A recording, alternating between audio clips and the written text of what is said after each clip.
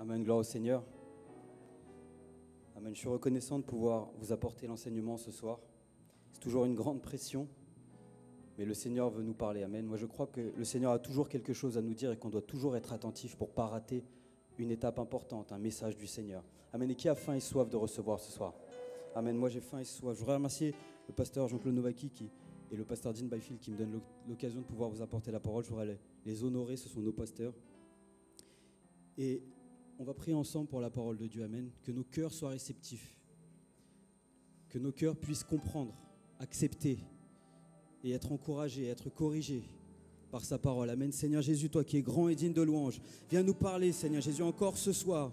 Nous avons faim et soif de toi, Seigneur Jésus. Peu importe ce que nous devons endurer, Seigneur Jésus, nous avons faim et soif de toi. Si c'est l'encouragement, c'est l'encouragement. Si c'est la correction, c'est la correction, Seigneur Jésus. Si c'est, Seigneur Jésus, une parole pour nous guider, pour nous diriger, Seigneur Jésus. Nous voulons prendre tout ce que tu as pour nous, Seigneur Jésus. Donne-nous la compréhension de ta parole. Donne-nous, Seigneur Jésus, d'être loin pour enseigner, Seigneur Jésus, pour recevoir cette parole, Seigneur Jésus, pour bien comprendre où est-ce qu'elle s'applique dans notre vie. Fais une œuvre dans le cœur de chacun d'entre nous ce soir, de tous ceux qui entendent cette parole, Seigneur Jésus, et que ton nom sauveur adorable soit glorifié, que ta volonté s'accomplisse dans la vie de chacun d'entre nous à travers cette parole. Sois loué, exalté, Seigneur Jésus. Amen. On peut applaudir le Seigneur. Est-ce qu'on peut l'acclamer ce soir? Il est digne de louange et digne d'adoration, sauveur adorable. Tu es grand et merveilleux, Jésus.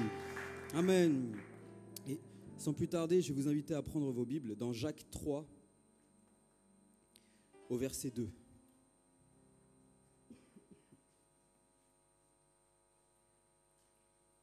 Jacques 3, chapitre 3, verset 2. La Bible nous dit, nous bronchons tous de plusieurs manières. Si quelqu'un ne bronche point en parole, c'est un homme parfait, capable de tenir tout son corps en bride. Amen, vous pouvez vous asseoir. Que le Seigneur vous bénisse.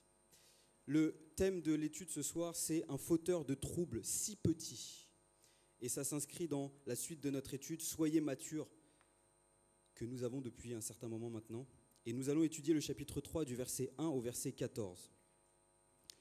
Dans les 2 premiers chapitres de l'épître de Jacques, l'auteur nous donne 2 caractéristiques. Le chapitre 1er, il nous dit que le croyant mature est patient dans l'épreuve. Dans le chapitre 2, il nous dit qu'il pratique la vérité. Et là maintenant, nous allons voir une nouvelle caractéristique dans le chapitre 3, et celle-ci est que le croyant contrôle sa langue. Le croyant contrôle sa langue. L'auteur de l'étude commence par nous raconter une anecdote dans laquelle un pasteur d'église, il y a une dame dans cette église qui a des problèmes avec les commérages. Et elle va voir son pasteur pour lui dire « Pasteur, le Seigneur m'a montré que le commérage était un péché dans ma vie. Ma langue me cause des ennuis, ainsi qu'aux autres. » Le problème, c'est que ce n'était pas la première fois qu'elle venait voir le pasteur avec cette révélation. Et le pasteur sentait qu'il y avait quelque chose de louche derrière. Et donc, prudemment, il lui dit « Que comptez-vous faire ?» Elle lui répondit « Je veux déposer ma langue sur l'autel. » Et là, il donne une réponse assez étonnante. Il dit « Il n'existe pas d'autel assez grand. » Et il la laisse partir et réfléchir.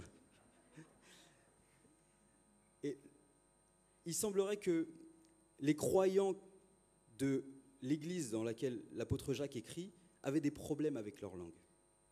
Et comme nous l'avons vu dans le chapitre 1, il leur dit d'être prompt à écouter, lent à parler et lent à la colère, dans Jacques 1, 19. Dans cette assemblée, il y avait des problèmes de lutte et de querelle. On connaît le verset de Jacques 4 qui dit « D'où viennent vos luttes et vos passions ?» Il parle à cette église-là. Donc il semblait que dans cette église, il y avait pas mal de problèmes. Et pour éviter ça, nous, on devrait parler comme si on allait être jugé instantanément. Un peu comme Ananias et Saphira. Avoir cette peur qu'à chaque parole, il y a un coup d'éclair qui nous tombe sur le coin de la figure. Et ça nous aiderait à contenir notre langue, à réfléchir avant de parler. Parler est l'un des plus grands pouvoirs que nous ayons eus de Dieu. Il nous permet de prier, de louer, d'annoncer la parole. Et on a sans cesse entendu qu'on peut, par la louange, faire des choses extraordinaires. Le Seigneur délivre, le Seigneur sauve, le Seigneur parle, le Seigneur transforme à travers la parole, le fait de prier, de louer. On peut influencer des vies par nos paroles. Et de la même manière, ça peut être une malédiction. On peut mentir, médire, détruire des réputations, blesser quelqu'un. On peut influencer quelqu'un aussi en mal.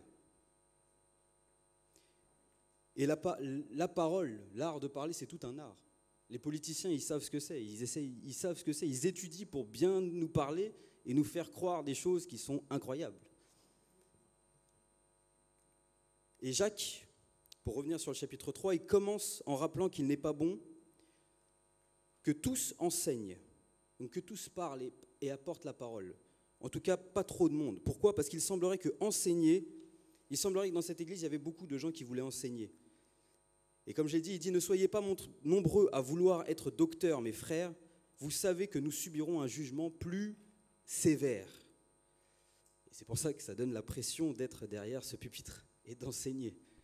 On peut être attiré par le désir de prendre la parole en public. Ces fonctions de partage de la parole peut intéresser certaines personnes. On pense que ça donne de la notoriété, ça apporte une certaine autorité, un certain prestige, mais il y a une contrepartie qui est bien plus grande en termes d'obligation, en termes d'exemplarité et de responsabilité devant Dieu. C'est très lourd d'apporter la parole de Dieu, d'enseigner. La Bible dit que ceux qui enseignent feront face à un jugement plus sévère. Et nous, dans cette église, on prêche qu'on ne veut pas être de ceux qui parlent sans mettre en action. On fait ce que l'on enseigne. Et un enseignant sera certainement plus mis à l'épreuve, plus exposé face aux attaques de l'ennemi. Quand on dit quelque chose, là demain on va m'attendre, ah, t'as pas tenu ta langue. Pourtant tu l'as dit derrière le pupitre mardi qu'il fallait tenir sa langue. Mais cela ne veut pas dire que seul l'enseignant doit veiller à ne pas pécher. Il n'y a pas que l'enseignant qui doit apprendre à tenir sa langue. Parce qu'il semblerait que le péché de la parole, de la langue, soit quelque chose qui soit en haut de la liste dans la difficulté. Peut-être que ça se voit moins. Peut-être qu'on voit moins les conséquences qu'un vol ou qu'un meurtre ou que de l'impudicité. Mais on peut pécher par notre langue. Et cela nous emmène de la même manière dans la condamnation. Jacques 3,2, on l'a lu, si quelqu'un ne bronche point en parole, c'est un homme parfait, capable de tenir tout son corps en bride. Il semblerait que la langue soit un bon point de référence, un bon indicateur pour voir si on tient sa chair assujettie. Parce que c'est le plus dur. On a une expression qui dit, en France, les paroles s'en vont mais les écrits restent. Pour le chrétien, c'est plus ou moins valable. Parce que les paroles, ce n'est pas seulement un bruit pour nous. Nos paroles ont un écho dans le monde spirituel. Il se passe des choses. Ils s'envolent, mais ils ne disparaissent pas. Il y a un impact derrière. Et elles prennent plus souvent vie qu'on ne le pense. Donc pour le chrétien, il n'y a pas de parole en l'air. Un mot de trop peut entraîner des blessures. Un mot de trop peut entraîner des conflits. Un mot de trop peut entraîner de la haine, de l'amertume et faire tomber quelqu'un. Dans Jacques 3, dans l'épître qu'on étudie, il nous donne 6 illustrations pour expliquer à quel point il est important de contrôler sa langue. 6 illustrations qu'on va diviser en 3 grandes catégories. Ça fait un peu beaucoup de chiffres, mais les 6 illustrations sont le mors, le gouvernail, le feu, l'animal venimeux, la source et le figuier, et l'arbre. Et les 3 catégories dans lesquelles on va les classer, ce seront le pouvoir de diriger, le pouvoir de détruire et le pouvoir d'apporter la bénédiction. Et on va voir ces différentes choses. Les 2 premiers exemples qu'il donne, c'est le mors et le gouvernail. Alors le mors, ce n'est pas le peuple, c'est le petit harnais, la petite pièce qui sert à guider le cheval qui est dans sa bouche. Et c'est un tout petit élément. Ça doit peser 500 grammes. Et pourtant, ça permet de contrôler un cheval qui peut faire une centaine de kilos. Je ne sais pas trop combien ça fait un cheval, mais ça contrôle toute sa force, toute sa fougue par ce petit harnais. Le gouvernail, c'est pareil. C'est un petit dispositif mobile destiné à contrôler la direction d'un bateau. C'est souvent à l'arrière, c'est un tout petit bout de bois, de planches, d'autres choses qui contrôle la direction du bateau. C'est petit, mais ça contrôle le bateau en entier. Et Jacques nous explique que la langue, c'est la même chose. C'est un petit élément de notre corps, mais qui peut nous emmener dans quelque chose de très mauvais, qui peut détruire des vies, détruire notre vie. Ça a beaucoup de conséquences. Tout comme le mors doit affronter la volonté du cheval, le gouvernail, lui, doit affronter les vents et les courants contraires. La langue, elle, doit aller à l'encontre des désirs de notre chair. On ne peut pas dire tout ce qu'on veut, tout ce qui sort de nous, tout ce qui est dans notre chair. Jacques IV dit que dans notre chair, il y a toutes les luttes, toutes les passions. C'est de là qu'on a nos problèmes. Donc on ne peut pas la laisser dire tout ce qu'elle veut. Salomon nous met en garde et il dit « La mort et la vie sont au pouvoir de la langue » dans Proverbe 18, 21. On ne peut pas dire n'importe quoi, ça peut avoir une extrême gravité. David, qui était un homme selon le cœur de Dieu, a prié « L'Éternel, veille sur ma bouche, garde la porte de mes lèvres, n'incline pas mon cœur au mal. » Il avait peur pour lui. Pourtant, c'était un grand homme de Dieu, il avait peur pour lui. Et il parle de quoi? Il parle de sa bouche. Ça montre bien l'importance de bien tenir ses lèvres. Les paroles révèlent souvent ce qu'il y a dans le cœur. Parfois sur l'instant et parfois des choses qui sont profondément ancrées en nous. On connaît tous ce verset qui dit « Car c'est de l'abondance du cœur que la bouche parle ». Ça ne doit pas nous empêcher de nous confier à Dieu. Ça ne doit pas nous empêcher d'ouvrir notre cœur. Mais veillons à ce qu'on dit. Les deux autres illustrations, c'est le feu et l'animal venimeux. Et c'est le pouvoir de détruire. La langue a le pouvoir de détruire. Nos paroles ont le pouvoir de détruire. Le feu, c'est une chose qui peut détruire des villes entières, détruire des milliers de kilomètres carrés. Et on a l'exemple en ce moment, je ne sais pas si vous avez suivi l'actualité avec tous les incendies qu'il y a dans le sud de la France, en Algérie, en Grèce. Le feu ravage des forêts, des villes, des vies. Dans le sud de la France, il y a eu déjà aujourd'hui, les feux de cette année, 7000 hectares de végétation ravagée. Et 10 000 personnes ont été évacuées. Proverbe 26, 20 dit « Faute de bois, le feu s'éteint. Et quand il n'y a point de rapporteur, les querelles s'apaisent. Le charbon produit un brasier et le bois du feu. Ainsi, un homme querelleur échauffe une dispute. La parole du rapporteur sont comme des friandises. Elles descendent jusqu'au fond des entrailles. » Même Salomon dit que les ragots, ça a un petit goût sucré. Mais on doit s'en méfier. Parce que c'est dangereux. Ça attise un feu qu'on ne veut pas garder. Nos paroles peuvent provoquer des incendies. Et nous sommes ceux qui alimentent ces feux destructeurs. Lorsque notre esprit est échauffé, lorsqu'on est tendu, on peut vite démarrer un feu par notre langue qu'on ne va plus contrôler après, dont on va perdre le contrôle. Psaume 39, 2 dit « Je disais, je veillerai sur mes voies de peur de pécher par ma langue. Je mettrai un frein à ma bouche tant que le méchant sera devant moi. » C'est-à-dire que quand on est dans le plus dur, c'est là qu'on doit tenir sa langue le plus possible. Et David dit toujours dans Psaume 39, « Je suis resté muet dans le silence, je me suis tu quoique malheureux. » Ça ne veut pas dire que ça va faire partir la douleur, parce qu'il le dit. « Et ma douleur n'était pas moins vive. » Tenir sa langue ne va pas vous soulager, mais ça va vous empêcher d'autres problèmes. Mon cœur brûlait au-dedans de moi, un feu intérieur me consumait, et la parole est venue sur ma langue. Ce qui est dans notre cœur finira par vouloir sortir. Mais une fois que ça sort, ça a des conséquences graves. Salomon a écrit « Celui qui ménage ses discours possède la connaissance, et celui qui a l'esprit calme est un homme intelligent. » Il a écrit encore « Celui qui est lent à la colère a une grande intelligence, mais celui qui est prompt à s'emporter proclame sa stupidité. » Comme le feu par une étincelle peut démarrer, des petits pics dans une conversation peuvent démarrer des incendies. Détruire des foyers, détruire des groupes, des amitiés, des organisations. Et dans l'Église, ça peut détruire des ministères. Ça peut détruire des... On est divisé en plusieurs ministères ici. Il y a les jeunes, il y a l'école du dimanche. Ça peut détruire tout ce qu'on a mis en place. Amener la division, amener la haine, amener la querelle, amener des problèmes. Et notre Seigneur a fait face à des ragots, il a fait face aussi à des mensonges, il a fait face à la médisance. Dans Matthieu 11, 19, la Bible dit « Le Fils de l'homme est venu mangeant et buvant. » Et ils disent « C'est un mangeur et un buveur, un ami des publicains et des gens de mauvaise vie. » Mais la sagesse a été justifiée par ses œuvres. Il faisait des miracles, il guérissait des gens. Il faisait des choses bonnes pour eux. Il amenait la paix. Et tout ce que les gens trouvaient à dire, c'est que c'était un mangeur, un buveur, quelqu'un de mauvaise vie.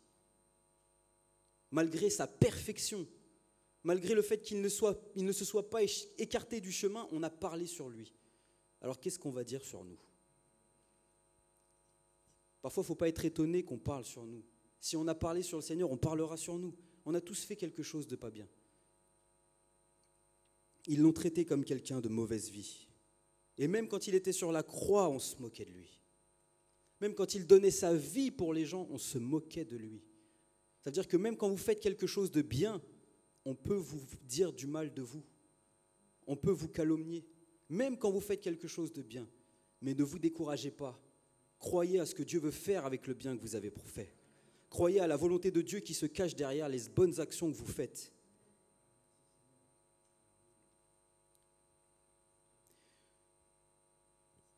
Le feu peut être comme un feu, la langue peut être comme un feu qui ne se contrôle plus. Et les paroles peuvent avoir une influence qui dépasse notre entendement. Regardez un peu toutes les paroles qu'Hitler a écrites. Ça a convaincu des milliers de gens pour commettre des atrocités, des choses horribles. Des choses aujourd'hui, on se dit, mais comment ils ont pu en arriver là? Pourquoi? On les a convaincus. On a mis des paroles petit à petit. On a démarré un feu qui a grandi, qui s'est étendu. Et ça a pris le contrôle, ça les a dirigés. Ça a détruit. Contrôlons notre langue. Ce qu'on ne veut pas, c'est détruire des gens. Le deuxième exemple, c'est l'animal venimeux. Toujours dans le même chapitre, la Bible dit « Mais la langue, aucun homme ne peut la dompter. C'est un mal qu'on ne peut réprimer. Elle est pleine de venin mortel. » La langue ne s'apprivoisera pas. Elle ne va pas nous obéir d'elle-même quand on va lui donner un ordre. Il faut la tenir. Il faut la tenir. Il faut forcer pour la faire taire et ne pas dire n'importe quoi. Il faut se méfier de nos paroles constamment comme si on était à côté d'un animal sauvage. Parce que comme si elle voulait tout le temps nous piéger, tout le temps nous tromper, tout le temps nous faire tomber. On doit veiller à ce qu'on dit. Parce que c'est facile, ça va vite, les paroles sortent vite. Nous avons besoin de Dieu pour la maîtriser. Nous avons besoin de Dieu pour vivre une vie de sainteté. De la même manière, on a besoin de Dieu pour contrôler notre langue. Certains sont plus disposés à d'autres à dire n'importe quoi. Mais on a tous des situations dans lesquelles on a du mal. Même le plus grand des chrétiens, c'est bizarre de dire ça, mais même celui qui a une vie la plus proche de Dieu, qui prie des heures, qui jeûne tout le temps, il a un point de faiblesse. Et dans ce point de faiblesse, c'est là qu'il doit veiller. C'est là qu'il doit faire attention. C'est pour ça que c'est important de connaître aussi ses faiblesses. Connaître ses faiblesses pour ne pas tomber dedans, pour les éviter, pour ne pas rester dedans. L'auteur témoigne que dans son église, il a vu des personnes causer d'importants dégâts par leurs paroles. Amener la division, détruire l'église, amener la rébellion, amener la désobéissance. Et tout ça, ça affaiblit l'église. Et du coup, on ne fait pas quoi? On ne fait pas l'œuvre de Dieu. Et du coup, on est à côté, trop pris par les problèmes, trop pris par toutes ces paroles qui sont dans notre tête et qui nous empêchent d'entendre la voix de Dieu. Jacques 3,6. La langue est aussi un feu. C'est le monde de l'iniquité. La langue est placée parmi nos membres, souillant tout le corps et enflammant le cours de la vie, étant elle-même enflammée par la géhenne. Et Actes 2,3 dit « Des langues semblables à des langues de feu leur apparurent séparées les unes des autres et se posèrent sur chacun d'eux. » Qu'est-ce qui alimente notre langue? Quel feu anime notre langue? Le feu de la géhenne comme dans Jacques 3,6 ou le feu de l'esprit comme Actes 2,3? On a besoin de l'Esprit de Dieu, on a besoin de Dieu pour contrôler notre langue, on a besoin de Dieu pour parler les bénédictions, on a besoin de Dieu pour parler la vie, on a besoin de Dieu pour amener toutes ces bonnes choses. Et le dernier point, justement, c'est le pouvoir d'apporter la bénédiction, avec l'exemple de la source et de l'arbre. Jacques ici compare la langue à une source. Les sources d'eau sont une grande bénédiction. Souvent, c'est autour des sources d'eau qu'on a des villes, des villages, des ports. C'est là qu'on s'installe. Pourquoi? Parce que c'est une source de bénédiction, c'est une source de vie. Et la Bible nous dit que les paroles de la bouche d'un homme sont des eaux profondes. La source de la sagesse est un torrent qui jaillit. La bouche du juste est une source de vie. L'enseignement du sage est une source de vie pour s'écarter des pièges de la mort. Bien sûr, on a parlé de tout l'aspect négatif, mais il y a un aspect positif qui est énorme. De parler les bonnes choses, de parler la parole de Dieu. C'est pour ça que c'est important, quand on est entre amis, de toujours aussi parler de Dieu, de parler de ce que l'on a reçu, de partager la parole de Dieu. Pourquoi? Parce que ça peut écarter des pièges de la mort. Imaginez peut-être que, juste avec une discussion un soir autour d'un barbecue, vous empêchez quelqu'un de tomber dans un piège. Vous le sauvez d'un piège mortel. Parlons la vie, parlons les paroles de Dieu, parlons l'enseignement, parlons ce que Dieu veut qu'on parle. Dans le même exemple de la source, l'eau sert à laver, à purifier. C'est quelque chose que l'on retrouve beaucoup dans l'enseignement avec le tabernacle. L'eau, c'est pour purifier. Et souvent, quand on écoute la parole de Dieu, ça va purifier nos pensées. Combien de fois, et moi le premier, j'avais l'esprit perdu, embrumé, infecté, j'ai envie de dire presque. Et le fait de venir ici et d'entendre la parole de Dieu, c'est comme si ça avait tout enlevé, tout lavé. Comme si mon esprit était passé à la machine à laver et que tout était ressorti propre. Que toutes ces mauvaises pensées, toutes ces ténèbres s'en étaient en allées. Comment? En écoutant la parole de Dieu et en écoutant l'enseignement. C'est pour ça que c'est important d'écouter l'enseignement, important de partager, important d'utiliser notre bouche à bon escient.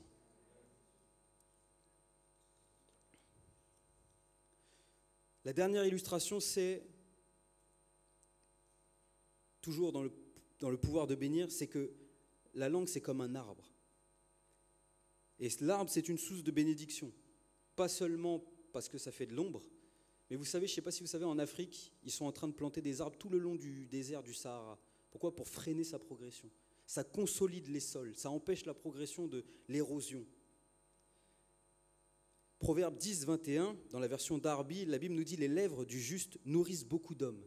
Les arbres produisent aussi des fruits qui nourrissent. La parole de Dieu va nous affermir, va fortifier nos fondations, va empêcher le monde de nous éroder, parce que le monde est acide. Le monde est corrosif. À chaque fois qu'on sort dehors, il nous ronge. Et on a besoin de la parole de Dieu pour résister. On a besoin de la parole de Dieu pour chasser ces choses qui viennent nous ronger et vouloir atteindre notre salut. Mais pour cela, il faut que nos racines soient en Christ. Parfois, on ne sait pas quoi dire pour encourager, on ne sait pas quoi dire pour témoigner. Souvent, quand on fait des sorties d'évangélisation, c'est la première chose, je ne sais pas quoi dire. Ésaïe 50, verset 4, la Bible dit « Le Seigneur, l'Éternel, m'a donné le langage des disciples, pour que je sache soutenir par la parole celui qui est fatigué. Il éveille chaque matin, il éveille mon oreille pour que j'écoute à la manière des disciples. » Il faut écouter et transmettre. Le Seigneur va nous aider à parler. Parfois, on a peur, et moi je le comprends, je suis le premier à pas savoir, à me dire, mais qu'est-ce que je vais dire? Comment je vais encourager? C'est difficile de trouver les mots, mais le Seigneur va vous inspirer. Et ce que vous allez dire ne viendra pas de vous, ça sera la gloire de Dieu qui va se manifester, et des grandes choses peuvent se passer. Amen. Ces deux illustrations, la source et l'arbre, ont aussi un point commun. Une source ne peut pas produire de l'eau douce et de l'eau amère. Et un arbre ne peut pas produire des olives et des figues. De la même manière, on ne doit pas produire des choses mauvaises et des choses bonnes par notre langue. On ne peut pas louer Dieu et maudire notre frère. Jacques 3, 9 et 10, la Bible, toujours dans notre chapitre. « Par elle, nous bénissons Dieu le Père, et par elle, nous maudissons les hommes. » Et il rajoute quelque chose de très parlant. « Fait à l'image de Dieu. » On bénit Dieu, mais on maudit celui qui est fait à son image. Celui qui parfois est même rempli de son esprit et marche selon ses voies. Il y a une forme d'hypocrisie quelque part à aimer Dieu et à détester les autres.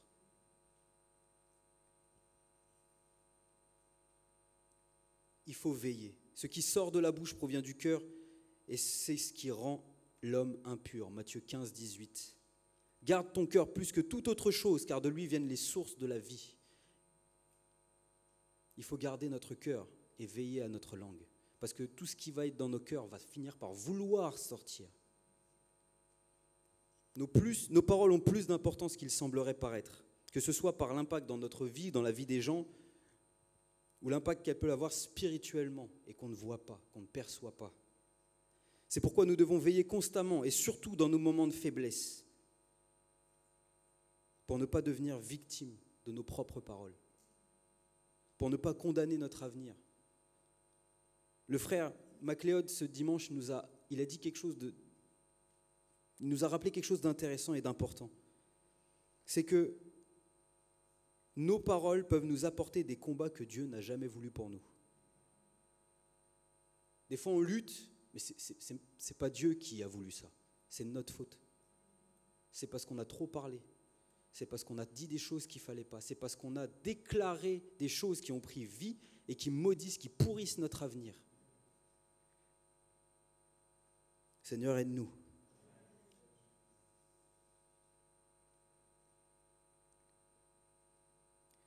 Et chercher à savoir qu'est-ce qui vient de Dieu ou qu'est-ce qui vient de nous, je pense que c'est quelque chose de dangereux. On risque de prendre les décisions qui sont injustes, qui ne sont pas bonnes, d'avoir une mauvaise compréhension, de ne pas cerner ce que Dieu veut. Ce qu'on doit faire, c'est maintenant veiller. C'est maintenant garder notre langue. C'est maintenant vouloir couronner notre avenir plutôt que de le maudire. C'est maintenant commencer à chercher ce qui est bon et ce que notre langue doit dire plutôt que de dire des choses mauvaises. J'aimerais qu'on se lève ce soir. On arrive à la conclusion.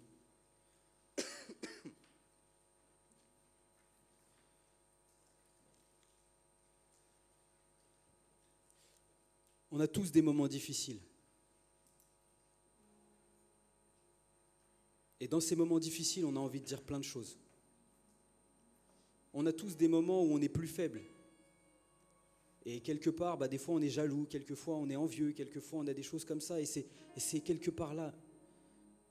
On veut lutter et on veut tenir notre langue.